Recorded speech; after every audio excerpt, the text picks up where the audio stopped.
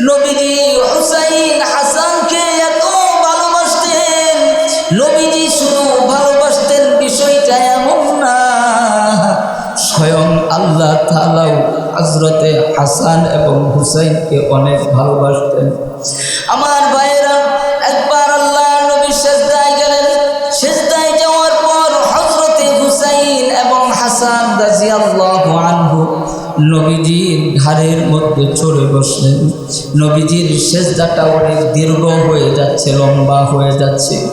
এবার নবীজি সিজদা থেকে উঠবেন, এমন সময় আল্লাহ রাব্বুল আলামিন জিবরাইল আমিনকে ডেকে বললেন, ও জিবরাইল, তুমি যাও যাও যাও, দেখো আমার বন্ধু সিজদা থেকে উঠতেছে। হাসান হুসাইন যতক্ষণ পর্যন্ত ঘাড়ের মধ্যে থাকবে, আমার বন্ধুকে বলো সে যেন একটা বারের জন্য উপরে না উঠে। বলেন সুবহানাল্লাহ। আমার মুসলমান ভাইয়েরা, এই তো ছিলেন হযরতে হুসাইন রাদিয়াল্লাহু আনহু। নবীজি যেমন ভালোবাসতেন, আল্লাহ স্বয়ং ভালোবাসতেন। এত মহব্বতের মানুষ। সাথীরা ডেকে বলল, আজকের এই দিনে আমরা তোমাকে ছেড়ে যেতে পারবো না। কারণ হলো কাল কিয়ামতের কঠিন ময়দানে আমি আল্লাহর কাছে কি জবাব দিব, আমি নবীজির কাছে কি জবাব দিব। তুমি যদি এখানে শহীদ হয়ে যাও, কাল কিয়ামতের কঠিন ময়দানে যদি নবীজি জিজ্ঞাসা করে, ও আমার সাথীরা, ও আমার উম্মতেরা, কারবালার কঠিন ময়দানে কিভাবে আমার নাতিকে রেখে চলে আসলে, আমাদের জবাব দেওয়ার মতো কোনো কথা থাকবে না। সুতরাং আমাদের জীবন চলে যাবে, রক্ত বের হবে, শহীদ হয়ে যাব, তবু আপনাকে এখানে রেখে চলে যাব না। আমার মুসলমান ভাইয়েরা, এরপরের দিন হচ্ছে 10ই মুহররম। যে ঘটনাটা আমি বলতে চাচ্ছিলাম, 10ই মুহররম ফজরের নামাজ আদায় করলেন। ফজরের নামাজের পর যুদ্ধ আরম্ভ হয়ে গেল। যুদ্ধ করতে করতে একটা সময় হুসাইন রাদিয়াল্লাহু আনহু সকল সাথীরা শাহাদাত বরণ করলেন। এবার হযরতে হুসাইন রাদিয়াল্লাহু আনহু একাই, আর পাশে কেউ নাই, আর পাশে কেউ নাই। হযরতে হুসাইন রাদিয়াল্লাহু আনহুর অবস্থাটা এমন হয়েছে, কোনো বর্ণনাতে এসেছে হযরতে হুসাইন রাদিয়াল্লাহু আনহুর শরীরের মধ্যে 40টা 50টা তীরের আঘাত। বলেন আল্লাহু আকবার। তলোয়ারের আঘাত, এই আঘাতে আঘাতে শরীরটা ঝরঝরিত হয়ে গেছে। হযরতে হুসাইন আর লড়তে পারে না। এবার হযরতে হুসাইন রাদিয়াল্লাহু আনহু তলোয়ার নিয়ে বসে গেছে, আর শক্তি হচ্ছে না। এবার বাহিরের কিছু লোকেরা, বিরোধী লোকেরা, তারা চিন্তা করলো এবার হযরতে হুসাইনকে মারার মতো একটা সুযোগ আসছে। একজন আরেকজনকে বলে, এখন হুসাইনের কল্লাটা ফালাইয়া দাও। আরেকজন বলে, না না, আমার সাহস হচ্ছে না। যেই গলার ভিতরে আল্লাহর নবী চুমু খেয়েছে, হাত দিয়ে আদর করেছে, এই গলার ভিতরে আমি তলোয়ার লাগাতে পারবো না। পাশে ছিল সীমার, সে আর দেরি করলো না, আল্লাহর হাবিবের প্রিয় নাতির কল্লাটা শরীর থেকে একেবারে আলাদা করে দিল। পড়েন নাউজুবিল্লাহ। নবী মুহাম্মদুর রাসূলুল্লাহ সাল্লাল্লাহু আলাইহি ওয়াসাল্লাম জন্মগ্রহণ করলেন। অন্ধকারাচ্ছন্ন সময় চলতেছে। যখন আল্লাহর হাবিব নবুয়ত প্রাপ্ত হলেন, নবুয়ত প্রাপ্ত হওয়ার পর আমরা অনেকেই জানি আল্লাহর রাসূল সাল্লাল্লাহু আলাইহি ওয়াসাল্লাম যখন কালিমার দাওয়াত দিলেন, তাওহীদের দাওয়াত দিলেন, আর কাফির মুশরিকদেরকে বললেন, পড়ো লা ইলাহা ইল্লাল্লাহু মুহাম্মাদুর রাসূলুল্লাহ সাল্লাল্লাহু আলাইহি ওয়াসাল্লাম। যখন আল্লাহর হাবিব তাওহীদের দাওয়াত দিতে গেলেন, আল্লাহর হাবিবকে রক্তাক্ত করা হয়েছে, আল্লাহর হাবিবের উপর জুলুম নির্যাতন করা হলো। যখন এই অবস্থা চলতেছে, আল্লাহ রাব্বুল আলামিন বললেন, ও আমার পয়গম্বর, ও আমার বন্ধু, তুমি মক্কা থেকে মদিনায় হিজরত করো। এবার থেকে মদিনায় হিজরত করলেন। হিজরত করার পর আল্লাহর রাসূল রাষ্ট্র পরিচালনা আরম্ভ করলেন। আল্লাহর হাবিব মদিনার প্রেসিডেন্ট হয়ে গেলেন। বলেন সুবহানাল্লাহ। আল্লাহর হাবিব খেলাফত আরম্ভ করে দিলেন। প্রথম খলিফা হলেন নবী মুহাম্মদুর রাসূলুল্লাহ সাল্লাল্লাহু আলাইহি ওয়াসাল্লাম। আল্লাহর হাবিব বললেন, আমার যখন ওফাত হয়ে যাবে, যখন তোমরা খলিফা নিযুক্ত করবে, তোমরা পরামর্শ করে একজন আরেকজনকে খলিফা বানিয়ে দিবেন। যখন নবীজি দুনিয়া থেকে বিদায় নিয়ে চলে গেলেন, পরামর্শ করে আবু বকর রাদিয়াল্লাহু আনহুকে খলিফা বানিয়ে দিলেন। বলেন আল্লাহু আকবার। আমার মুসলমান ভাইরা, তাদের ভিতরে কোনো রাষ্ট্র পরিচালনা করবেন, তাদের ভিতরে কোনো লোক ছিল না খলিফা হওয়ার জন্য। যেমন পরামর্শে বসলেন হযরতে উমর রাদিয়াল্লাহু আনহুকে সকলেই সাপোর্ট করলো। সকলেই বললেন হযরতে উমর খলিফা হবে। হযরতে উমর রাদিয়াল্লাহু আনহু ডেকে বললেন, না না, হযরতে আবু বকর রাদিয়াল্লাহু আনহু খলিফা হবে। হযরতে আবু বকর রাদিয়াল্লাহু আনহু খেলাফত পেয়ে গেলেন, খলিফা হয়ে গেলেন। দ্বিতীয় যখন হযরতে আবু বকর রাদিয়াল্লাহু আনহুর ওফাত হয়ে গেল, হযরতে আবু বকরের ওফাত হওয়ার পরে পরামর্শ করে হযরতে উমর রাদিয়াল্লাহু আনহু তিনি খলিফা হয়ে গেলেন। আমার মুসলমান ভাইয়েরা, আপনারা শুনলে অবাক হবেন। আমরা মনে করি জিহাদ নাই, আমরা মনে করি মুজাহিদ হতে হবে না, অথচ আল্লাহর রাসূলের জলিলুল কদর সাহাবী হযরতে উমর রাদিয়াল্লাহু আনহু তিনিও শহীদ হয়েছেন। হযরতে উসমান রাদিয়াল্লাহু আনহু শহীদ হয়েছেন। হযরতে আলী রাদিয়াল্লাহু আনহু শহীদ হয়েছেন। আল্লাহর হাবিবের চারজন জলিলুল কদর সাহাবী ছিলেন। একজন হলেন আবু বকর, আজ হযরতে উমর রাদিয়াল্লাহু আনহু, হযরতে আলী রাদিয়াল্লাহু আনহু, হযরতে উসমান রাদিয়াল্লাহু আনহু। এই চারজন খলিফার মধ্যে একজন মাত্র বাকি, আর তিনজন সাহাবী আল্লাহর রাস্তায় শহীদ হয়েছেন। বলেন সুবহানাল্লাহ। হযরতে উমর রাদিয়াল্লাহু আনহুর খেলাফত শেষ হয়ে গেল, তিনি ওফাত গ্রহণ করলেন। এরপর সাহাবী হযরতে উসমান রাদিয়াল্লাহু আনহু খেলাফতে বসলেন। এরপর হযরতে উসমান রাদিয়াল্লাহু আনহু তিনি বিদায় নিয়ে দুনিয়া থেকে চলে গেলেন। এরপর হযরতে আলী রাদিয়াল্লাহু আনহু খেলাফতে আসলেন। আমার ভাইয়েরা, যখন হযরতে আলী রাদিয়াল্লাহু তাআলা আনহু দুনিয়া থেকে বিদায় নিয়ে চলে গেলেন, এই সময়ে আমিরে মুআবিয়া রাদিয়াল্লাহু আনহু তিনি হচ্ছেন দামেস্কের অর্থাৎ সিরিয়ার গভর্নর।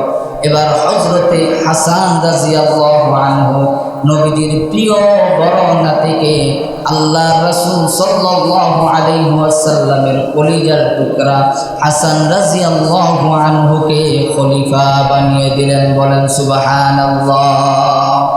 হযরতে হাসান রাদিয়াল্লাহু আনহু মাত্র 3 থেকে 2.5 মাস পর্যন্ত তিনি খলিফা ছিলেন। আমার প্রিয় ভাইয়েরা, হযরতে উসমান রাদিয়াল্লাহু আনহুর পর থেকে নিয়ে হযরতে আলী রাদিয়াল্লাহু আনহু এর মধ্যে মুসলমানদের মধ্যে একটা মারামারি হানাহানি চলছিল এবং দাঙ্গাবাজি চলছিল, ফিতনা ফাসাদ একেবারে ছড়িয়ে পড়েছিল। হযরতে হাসান রাদিয়াল্লাহু আনহুকে যখন খেলাফত দিলেন, তখনও মারামারি চলতেছে। হযরতে হাসান রাদিয়াল্লাহু আনহু চিন্তা করলেন যে আমার খেলাফত যদি আমি ছেড়ে দেই, হযরতে আমিরে মুআবিয়া রাদিয়াল্লাহু আনহু যদি সঠিকভাবে পরিচালনা করে, তাহলে কমপক্ষে মুসলমানদের মধ্যে মারামারি না হোক, কমপক্ষে মুসলমানদের মধ্যে রক্তারক্তি না হোক, আমি নিজে খেলাফত ছেড়ে দেব, আমার দায়িত্ব ছেড়ে দেব। হযরতে হাসান রাদিয়াল্লাহু আনহু তিনি খেলাফত ছেড়ে দিলেন এবং হযরতে মুআবিয়া রাদিয়াল্লাহু আনহুর কাছে খেলাফত ছেড়ে দিলেন। বললেন যে আপনি মুরব্বী, আপনি দেশ পরিচালনা করেন। এরপর হযরতে আমির মুআবিয়া রাদিয়াল্লাহু আনহু 20 বছর খেলাফত প্রতিষ্ঠা করেছেন। কয় বছর? 20 বছর খেলাফত প্রতিষ্ঠা করেছেন। এরপর যখন হযরতে আমির মুআবিয়া রাদিয়াল্লাহু আনহু একেবারে জীবনের শেষ প্রান্তে তখন তিনি চিন্তা করলেন, আমি তো 20 বছরে আবার পুনরায় দেশগুলোকে সুন্দরভাবে রাষ্ট্র পরিচালনা করছি এবং সুন্দরভাবে আবার সকলকে একত্রিত করেছি, আমার মৃত্যুর পর কে রাষ্ট্র সুন্দরভাবে পরিচালনা করবে? এই জন্য পরিষদ বর্গদেরকে নিয়ে তিনি পরামর্শ করলেন। আমার মুসলমান ভাইয়েরা, এখান থেকেই কারবালার ঘটনা আরম্ভ। কারণ হলো কিছু চাটুকার লোক ছিল হযরতে আমিরে মুয়াবিয়ার সাথে, তারা খুব চাটুকারিতা করত। তার বিয়ে ছিল এমনভাবে, তাদেরকে হযরতে মুয়াবিয়া রাদিয়াল্লাহু আনহুকে বললেন, আপনি যদি কাউকে রাষ্ট্রপ্রধান বানাতে চান তাহলে আপনার সন্তান ইয়াজিদকে খলিফা বানিয়ে যান। কারণ হলো ওই সময় বড় বড় কয়েকজন সাহাবী ছিলেন, হযরতে হুসাইন রাদিয়াল্লাহু আনহু, হযরতে আব্দুল্লাহ ইবনে উমর, হযরতে আব্দুল্লাহ ইবনে জুবাইরের মতো বড় বড় সাহাবী ছিলেন। কিছু কিছু চাটুকারিতা বলল যে হুসাইন রাদিয়াল্লাহু আনহু তো বুজুর্গ মানুষ, সে আবার দেশ চালাবে কিভাবে? আজকে বাংলাদেশের মধ্যেও সমাজের মধ্যে এমন কিছু নাস্তিক মুরতাদ আছে, তারাও বলে উলামায়ে কেরাম তারা তো বুজুর্গ মানুষ, তারা মসজিদে ইমামতি করবে, তারা দেশ চালাবে কিভাবে? এরকম মানুষ আছে না নাই? আরেকটু আওয়াজ দিয়ে বলেন, আছে না নাই? অথচ আমরা দেখেছি আমাদের বাংলাদেশে এই নির্বাচনে 4-5 জন আলেম সংসদে গিয়েছে, আলহামদুলিল্লাহ খুব সুন্দর চালাইতেছে। কথা বলেন ঠিক কিনা? আমি তো মনে করি 5 বছর পর তাদের কাছ থেকে যদি হিসাব নেওয়া হয়, আমি মনে করি তাদের কাছ থেকে 1 টাকার দুর্নীতিও পাওয়া যাবে না। কথা বলেন ঠিক কিনা?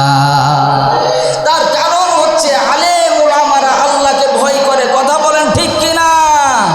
এটা আমার কথা না, আল্লাহ রাব্বুল আলামিন কোরআনুল কারীমের মধ্যে বলেছেন, ইন্নামা ইয়াখশাল্লাহা মিন ইবাদিহিল উলামা।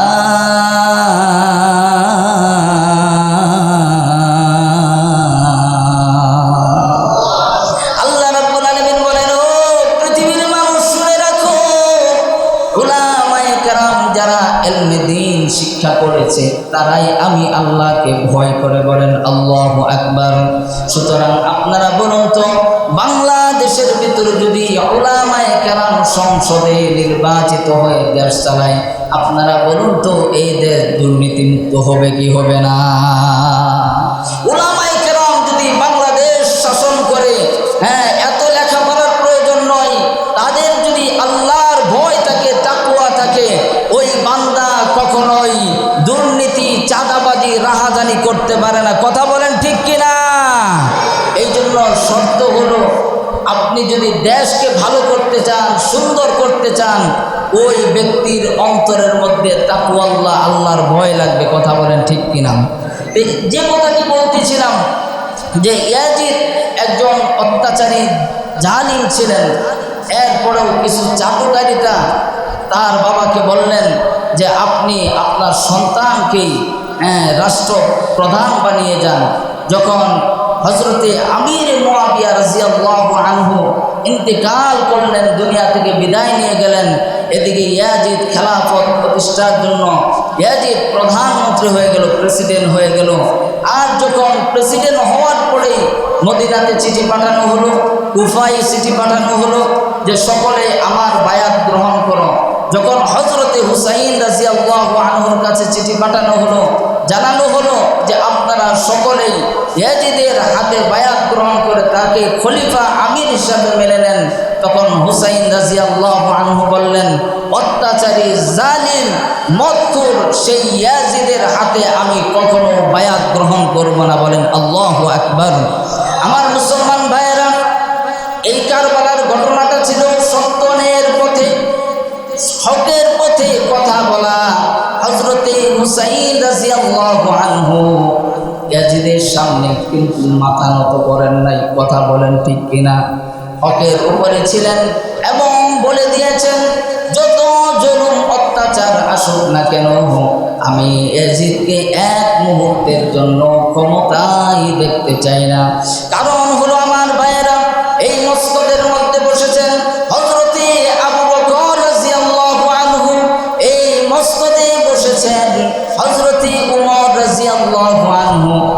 মসনদের মধ্যে বসেছেন উসমান হযরতে আলী রাদিয়াল্লাহু আনহু, জলিলুল কদর সাহাবীরা এই মসনদের মধ্যে বসেছেন। আমিরে মুয়াবিয়ার মতো একজন বুজুর্গ আল্লাহওয়ালা সাহাবী এই মসনদের মধ্যে বসেছেন। সুতরাং এই মসনদের মধ্যে অত্যাচারী জালিম এই মসনদে বসতে পারে না। হুসাইন রাদিয়াল্লাহু আনহু তিনি খেলাফত তার মেনে নিলেন না, তার আমিরত্ব মেনে নিলেন না, এবং অন্যান্য আরো বড় বড় সাহাবায়ে কেরাম মেনে নিলেন না। ওদিক দিয়ে মক্কাবাসীরাও মেনে নিলেন না, কুফাবাসীরাও তারা পরিত্যাগ করলেন যে না, আমরা ইয়াজিদকে খলিফা হিসেবে মানি না। বলেন আল্লাহু আকবার। আমার মুসলমান ভাইয়েরা, এরপরে কি ঘটনাটি ঘটল? কুফাবাসীরা চিন্তা করল আল্লাহর হাবিবের কলিজার টুকরা প্রিয় নাতি হুসাইন রাদিয়াল্লাহু আনহু এখনো দুনিয়াতে বেঁচে আছেন। বড় বড় সাহাবায়ে কেরাম বেঁচে থাকা সত্ত্বে অন্য কেউ এই মসনদে বসুক, এটা আমরা চাই না। এরপরে কুফাবাসীরা চিন্তা করল আমরা যদি সকলেই হুসাইন রাদিয়াল্লাহু আনহুকে ভোট দিয়ে তাকে জয়যুক্ত করে তাকে আমরা আমির বানাতে পারি, তাহলে আমাদের রাষ্ট্রগুলো খুব সুন্দর চলবে। এই জন্য কুফাবাসীরা বারবার হযরতে হুসাইন রাদিয়াল্লাহু আনহুর কাছে চিঠি পাঠাতে আরম্ভ করলো। একটা নয়, দুইটা নয়, কোনো রিওয়ায়াতে এসেছে 1200-র মতো চিঠি প্রেরণ করা হয়েছে। আল্লাহু আকবার বলেন। হযরতে হুসাইন রাদিয়াল্লাহু আনহু চিঠি দেখেন আর চিন্তা করেন আমি যাব কি যাব না। মদিনার যে সকল সাহাবারা আছে তাদেরকে জিজ্ঞাসা করলেন আমি কি কুফাতে যেতে পারি নাকি? বারবার তারা আমাকে চিঠি দিচ্ছে, আমি কি কুফায় যাব নাকি? সাহাবায়ে কেরামরা বললেন আপনি খলিফা হন, এটা আমরা চাই, কিন্তু কুফাবাসীরা তো হলো মুনাফিক, তারা সকালে একটা বলে বিকালে আরেকটা করে, তারা অন্তরে বলে একটা মুখে বলে আরেকটা। সুতরাং এই জন্য কুফাবাসীদেরকে আমার বিশ্বাস হয় না। এখন আপনি ভেবে চিনতে যেতে পারেন। এইভাবে বারবার কুফাবাসীরা তাকে চিঠি প্রেরণ করছেন। এবার হযরতে হুসাইন রাদিয়াল্লাহু আনহু মনে মনে চিন্তা করলেন তারা কি আমাকে ফেক চিঠি দিচ্ছে, সত্য চিঠি দিচ্ছে নাকি এটা যাচাই করার জন্য, পর্যবেক্ষণ করার জন্য তার চাচাতো ভাই মুসলিম ইবনে আকিলকে কুফায় পাঠিয়ে দিলেন, যাও ভাই তুমি দেখে আসো, যদি তারা আমাকে চায় তাহলে আমাকে চিঠি দিয়ে জানাবে, আমি এরপর আমি ওই কুফায় যাব।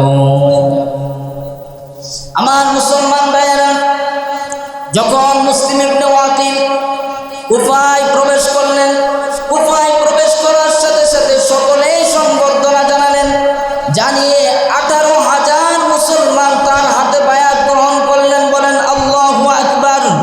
যখন মুসলিম ইবনে ওয়াকিল দেখলেন হযরতে হুসাইন রাদিয়াল্লাহু আনহুকে সকলেই চাচ্ছে এবং 18,000 মুসলমান তার হাতে বায়াত গ্রহণ করেছে, সাথে সাথেই মুসলিম ইবনে ওয়াকিল চিঠি দেখলেন, ওগো হুসাইন আর এক মুহূর্ত দেরি করেন না, আপনি জলদি করে কুফায় চলে আসেন, কারণ শুধু আপনার হাতে তো বায়াত গ্রহণ করবে বিষয়টা এমন নয়, আমার হাতে 18,000 মানুষ বায়াত গ্রহণ করে ফেলেছে। আল্লাহু আকবার। ওই সময়ে কুফার গভর্নর ছিলেন নু'মান ইবনে বাশির, আল্লাহ নবীর খুব মহব্বতের একজন সাহাবী। এবার যখন মুসলিম ইবনে ওয়াকিলের হাতে বায়াত গ্রহণ করে ফেললেন, ওই দেশের গোয়েন্দারা ইয়াজিদকে জানালো আপনি কি জানেন কুফার কি অবস্থা? তখন ইয়াজিদ বলল কি হয়েছে, কি হয়েছে? আপনি তো জানেন না মুসলিম ইবনে ওয়াকিল হুসাইন রাদিয়াল্লাহু আনহু চাচাতো ভাই কুফায় এসেছে, আসার সাথে সাথে 18,000 মানুষ তার হাতে বায়াত গ্রহণ করেছে। বলেন সুবহানাল্লাহ। এখন ইয়াজিদ চিন্তা করলো কি ব্যাপার, ওই দেশের গভর্নরকে তখন তারা জানালো নু'মান ইবনে বাশির, নু'মান ইবনে বাশির আল্লাহর নবীর সাহাবী, যদি নু'মান ইবনে বাশির এই গভর্নরের দায়িত্বে থাকে তাহলে কখনোই হুসাইন রাদিয়াল্লাহু আনহুকে হত্যার পরিকল্পনা করবে না, কারণ তিনি বলেন আল্লাহর নবীর সাহাবী হুসাইন রাদিয়াল্লাহু আনহুর প্রতি মহব্বত আছে না নাই? যেহেতু নবীর প্রতি ভালোবাসা আছে, নবীজির নাতির প্রতি ভালোবাসা আছে, এই জন্য ইয়াজিদ বলল তাহলে তাড়াতাড়ি করে নু'মান ইবনে বাশিরকে সরিয়ে দাও, আরেকজনকে বসাও। বসানো হলো উবাইদুল্লাহ বিন জিয়াদকে। উবাইদুল্লাহ বিন জিয়াদ একজন অত্যাচারী বদ মেজাজের একজন লোক ছিল। তাকে বসানোর সাথে সাথেই যে সকল ব্যক্তিরা হযরত হুসাইন রাদিয়াল্লাহু আনহুকে সাপোর্ট করত, মুসলিম ইবনে ওয়াকিলের হাতে যে সকল লোকেরা বায়াত গ্রহণ করেছে তাদের সকলকেই হত্যা করে ফেলা হলো।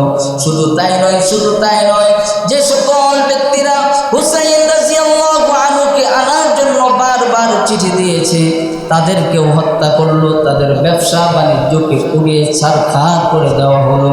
এবার মুসলিম ইবনে ওয়াকিলকেও হত্যা করা হলো। পড়েন নাউজুবিল্লাহ। আমার মুসলমান ভাইয়েরা, এদিকে হযরত হুসাইন রাদিয়াল্লাহু আনহু তো জানেন না যে মুসলিম ইবনে ওয়াকিলকেও হত্যা করা হয়েছে, অন্যান্য লোকদেরকেও হত্যা করা হয়েছে। হযরত হুসাইন রাদিয়াল্লাহু আনহু তিনি তো যুদ্ধের জন্য নয়, কুফায় তাদের দাওয়াতের আহ্বানে তিনি তার বাচ্চা পরিবার সহ চলে আসতেছেন। যখন তারা কারবালার দিকে আসতেছেন, এমন সময় ইয়াজিদ ঘোষণা করল, এ আমার সৈন্যবাহিনীরা, এই হুসাইন যখন কারবালার পথে আসবে সে যেন কখনোই কুফায় পৌঁছতে না পারে। এবার সৈন্যবাহিনীর সাথে হযরত হুসাইন রাদিয়াল্লাহু আনহু সাক্ষাৎ। যখন হযরত হুসাইন রাদিয়াল্লাহু আনহুর সাথে সাক্ষাৎ হয়ে গেল, এবার সৈন্যবাহিনী ডেকে বলল, ও হুসাইন, তুমি আর কুফায় যেতে পারবে না, কুফায় যেতে পারবে না। কেন আমি যেতে পারবো না? কারণ হলো তুমি যে তোমার চাচাতো ভাইকে পাঠিয়েছিলে তাকেও হত্যা করা হয়েছে, এবং তোমার যে অনুসারী ছিল তাদেরকেও হত্যা করা হয়েছে, এমনকি যত অনুসারীরা ছিল সকলেই তোমার থেকে মুখ ফিরিয়ে নিয়েছে। এ কথা যখন শুনলেন হযরত হুসাইন আশ্চর্য হয়ে গেলেন। তিনি বললেন, আমাকে 3টা প্রস্তাব আমি তোমাদেরকে দিচ্ছি। 1 নাম্বার প্রস্তাব হলো আমি যেখান থেকে এসেছি সেখানে আমাকে ফিরে যেতে দাও, অর্থাৎ আমি মদিনা থেকে এসেছি, আমাকে মদিনায় ফিরে যেতে দাও। 2 নাম্বার প্রস্তাব দিলেন, আমি তোমাদের সাথে কথা বলতে চাই না, আমি সরাসরি ইয়াজিদের সাথে কথা বলতে চাই, আমাকে সুযোগ করে দাও, আমি ইয়াজিদের সাথে কথা বলবো। 3 নাম্বার কথা হলো আমাকে যে কোনো দেশের সীমান্তের মধ্যে পাঠিয়ে দাও, আমি অমুসলিমদের সাথে যুদ্ধ করব। ইয়াজিদের সৈন্যবাহিনী ডেকে বলল, না না না, এই সুযোগ হবে না, তোমার মদিনাতেও আর ফিরে যেতে দেওয়া হবে না, তোমাকে ইয়াজিদের সাথেও সাক্ষাৎ করতে দেওয়া হবে না, আর তোমাকে অন্য কোনো দেশেও যেতে দেওয়া হবে না, তোমার সাথে যুদ্ধ হবে। এবার হুসাইন রাদিয়াল্লাহু আনহু বললেন, আমি তো এখানে যুদ্ধ করার জন্য আসি নাই। এরপরেও যখন এই কথা বলতেছে তখন তার সৈন্যবাহিনীরা বলল, তোমার যুদ্ধই করতে হবে, আর যদি তুমি যুদ্ধ করতে না চাও এই মুহূর্তে ইয়াজিদের খেলাফত মেনে নাও। এবার হুসাইন রাদিয়াল্লাহু আনহু ডেকে বললেন, হে মুনাফিকের দলেরা, শুনে রাখুন, আমি তো হলাম আল্লাহর নবী, বিশ্ব নবী জনাবে মুহাম্মদুর রাসূলুল্লাহ সাল্লাল্লাহু আলাইহি ওয়াসাল্লামের কলিজার টুকরা নাতি। শুধু তাই নয়, তোমরা কি জানো না আমার বাবাকে ছিল, আমার বাবাকে আল্লাহর হাবিব ডাকতো আসাদুল্লাহিল গালিব। আল্লাহু আকবার বলেন। আল্লাহর হাবিব আল্লাহর সিংহ বলে ডাকতো। শুধু তাই নয়, আমি তো হলাম জান্নাতের যুবকদের সর্দার। সুতরাং তোমরা মনে রেখো, আমি হুসাইন আমার জীবন থাকতে, আমার রক্ত থাকতে কখনোই এজিদের খেলাফত মেনে নেব না। আল্লাহু আকবার। আমার মুসলমান এসেছে। এবার হযরত হুসাইন রাদিয়াল্লাহু আনহু ডেকে বললেন, ও সৈন্যবাহিনীরা শুনো, আমাকে আর একটা রাত সময় দাও, আমি আল্লাহর কাছে একাকী নিভৃতে একটু কথা বলতে চাই। হযরত হুসাইন রাদিয়াল্লাহু আনহু রাতের বেলায় দুই হাত উঁচু করে আল্লাহর কাছে কান্না আরম্ভ করে দিলেন, বললেন, ও রব্বে মালিক, তুমি তো জানো আমার কোনো অন্যায় নাই, আমার কোনো ভুল নাই, আমি আজকে হকের পথে কথা বলার কারণে তারা আমার বিরোধিতা হয়েছে। এই কথা বলে আল্লাহর কাছে কান্নাকাটি করলেন, মোনাজাত শেষ করলেন, মোনাজাত শেষ করলেন। এরপর তার যে সকল সাথীরা মদিনা থেকে তার সাথে এসেছে তাদের উদ্দেশ্যে দাঁড়িয়ে ভাষণ দিলেন, ও আমার প্রিয় সাথীরা শোনো, আজ রাত পরে যখন সকাল হয়ে যাবে তারা আমাদের উপর আক্রমণ আরম্ভ করে দিবে, সুতরাং তোমরা সকলেই জানো আমি হুসাইনের প্রতি তারা আক্রোশ, আমার প্রতি তাদের যে তোমাদের প্রতি কোনো আক্রোশ নাই, তোমাদের প্রতি কোনো জেদ নাই, আমি তোমাদেরকে আজকে এই রাতে মুক্ত করে দিলাম, তোমরা সকলেই রাতের বেলায় একাকী নিবৃতে সকলেই মদিনায় চলে যাও। বলেন সুবহানাল্লাহ। আমার ভাইয়েরা, সেদিন প্রিয় সাথীরা কি সাক্ষ্য দিয়েছিল? হযরত হুসাইন রাদিয়াল্লাহু আনহুকে বললেন, ও হুসাইন, আমরা তো আপনাকে এখানে একা রেখে চলে যেতে আসি নাই, আপনাকে তারা শহীদ করে ফেলবে আর আমরা চেয়ে চেয়ে দেখবো, এটা কখনো সম্ভব না। ও হুসাইন, শুনে রাখো, তোমার যদি জীবন চলে যায় আমাদের জীবন চলে যাবে, আমাদের রক্ত যাবে, জীবন চলে যাবে, এরপরেও আপনাকে এখান থেকে একা রেখে আমরা এক পাও লড়ব না। কারণ হচ্ছে আপনি তো আল্লাহ নবীর প্রিয় নাতি, আমরা দেখেছি আল্লাহ নবী বিশ্ব নবী জনাবে মুহাম্মদুর রাসূলুল্লাহ সাল্লাল্লাহু আলাইহি ওয়াসাল্লাম, আপনার শরীরের এমন কোনো জায়গা নাই যেখানে চুমু খাইলে আল্লাহু আকবার বলে। আমরা সকলেই জানি নবীজি হুসাইন হাসানকে এত ভালোবাসতেন, নবীজি শুধু ভালোবাসতেন বিষয়টা এমন না, স্বয়ং আল্লাহ তাআলাও হযরতে হাসান এবং হুসাইনকে অনেক ভালোবাসতেন। আমার ভাইয়েরা, একবার আল্লাহ নবী সিজদায় গেলেন, সিজদায় যাওয়ার পর হযরতে হুসাইন এবং হাসান রাদিয়াল্লাহু আনহু নবীজির ঘাড়ের মধ্যে চড়ে বসলেন। নবীজির সিজদাটা অনেক দীর্ঘ হয়ে যাচ্ছে, লম্বা হয়ে যাচ্ছে। এবার নবীজি সিজদা থেকে উঠবেন, এমন সময় আল্লাহ রাব্বুল আলামিন জিবরাইল আমিনকে ডেকে বললেন, ও জিবরাইল, তুমি যাও যাও যাও, দেখো আমার বন্ধু সিজদা থেকে উঠতেছে। হাসান হুসাইন যতক্ষণ পর্যন্ত ঘাড়ের মধ্যে থাকবে আমার বন্ধুকে বলো সে যেন একটা বারের জন্য উপরে না উঠে। বলেন সুবহানাল্লাহ। আমার মুসলমান ভাইয়েরা, এই তো ছিলেন হযরতে হুসাইন রাদিয়াল্লাহু আনহু। নবীজি যেমন ভালোবাসতেন আল্লাহ স্বয়ং ভালোবাসতেন, এত মহব্বতের মানুষ। সাথীরা ডেকে বলল, আজকের এই দিনে আমরা তোমাকে ছেড়ে যেতে পারবো না, কারণ হলো কাল কিয়ামতের কঠিন ময়দানে আমি আল্লাহর কাছে কি জবাব দিব, আমি নবীজির কাছে কি জবাব দিব। তুমি যদি এখানে শহীদ হয়ে যাও, কাল কিয়ামতের কঠিন ময়দানে যদি নবীজি জিজ্ঞাসা করে, ও আমার সাথীরা, ও আমার উম্মতেরা, কারবালার কঠিন ময়দানে কিভাবে আমার নাতিকে রেখে চলে আসলে, আমাদের জবাব দেওয়ার মতো কোনো কথা থাকবে না। সুতরাং আমাদের জীবন চলে যাবে, রক্ত বের হবে, শহীদ হয়ে যাব, তবু আপনাকে এখানে রেখে চলে যাব না। আমার মুসলমান ভাইয়েরা, এরপরের দিন হচ্ছে 10ই মুহররম। যে ঘটনাটা আমি বলতে চাচ্ছিলাম, 10ই মুহররম ফজরের নামাজ আদায় করলেন। ফজরের নামাজের পর যুদ্ধ আরম্ভ হয়ে গেল। যুদ্ধ করতে করতে একটা সময় হুসাইন রাদিয়াল্লাহু আনহু সকল সাথীরা শাহাদাত বরণ করলেন। এবার হযরতে হুসাইন রাদিয়াল্লাহু আনহু একাই, আর পাশে কেউ নাই, আর পাশে কেউ নাই। হযরতে হুসাইন রাদিয়াল্লাহু আনহুর অবস্থাটা এমন হয়েছে, কোনো বর্ণনাতে এসেছে হযরতে হুসাইন রাদিয়াল্লাহু আনহুর শরীরের মধ্যে 40টা 50টা তীরের আঘাত, বলেন আল্লাহু আকবার, তলোয়ারের আঘাত। এই আঘাতে আঘাতে শরীরটা জর্জরিত হয়ে গেছে। হযরতে হুসাইন আর লড়তে পারে না। এবার হযরতে হুসাইন রাদিয়াল্লাহু আনহু তলোয়ার নিয়ে বসে গেছে, আর শক্তি হচ্ছে না।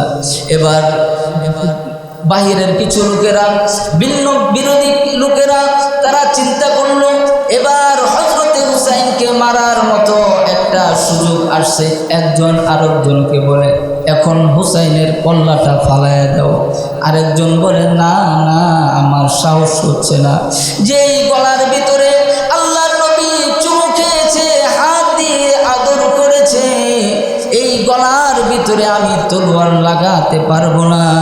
পাশে ছিল সীমান, সে আর দেরি করলো না, আল্লাহর হাবিবের প্রিয় নাতির কল্লাটা শরীর থেকে একেবারে আলাদা করে দিল। পড়েন নাউজুবিল্লাহ।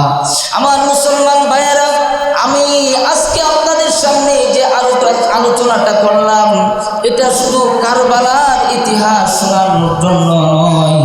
এই হুসাইন রাদিয়াল্লাহু আনহুর যে শাহাদাতটা ছিল, এটা ছিল হকের কথা বলার কারণে। কথা বলেন ঠিক কিনা? ইসলামের পক্ষে কথা বলার কারণে। যদি এদিকের সামনে মাথা নত করত, তাহলে কিন্তু হযরতে হুসাইনের এই অবস্থা হতো না। আজকে মুসলমান জাতি আমরা কাফের মুশরিকদের সামনে মাথা নত করি। কথা বলেন ঠিক কিনা? আজকে মুসলমানদেরকে নিয়ে খেলা করে আমাদেরকে বারবার জুলুম নির্যাতন করতেছে, মুসলমান কথা বলে না। সুতরাং আমার মুসলমান ভাইয়েরা, আমরা অনেকেই মনে করি নামাজ কালাম পড়লে জান্নাত সহজ, এরকম না। আল্লাহ রাব্বুল আলামিন কোরআনুল কারীমের মধ্যে জানিয়ে দিয়েছেন, আম হাসিবতুম আন তাদখুলুল জান্নাহ। ও মুসলমান জাতি, শুনে রাখো, এমনি কিন্তু জান্নাত পাওয়া যাবে না। জান্নাত পেতে হলে আমাদেরকে হকের উপর চলতে হবে। কথা বলেন ঠিক কিনা? আর আশুরার এই দিনের সবচেয়ে বড় শিক্ষাই হচ্ছে সর্ব অবস্থায় আমরা হকের উপর চলবো। কথা বলেন ঠিক কিনা? আল্লাহ সুবহানাহু ওয়া তাআলা আমাদের সর্ব অবস্থায় হকের উপর বাতিলের বিরুদ্ধে চলবার তৌফিক দান করুন। সকলে পড়েন আমিন।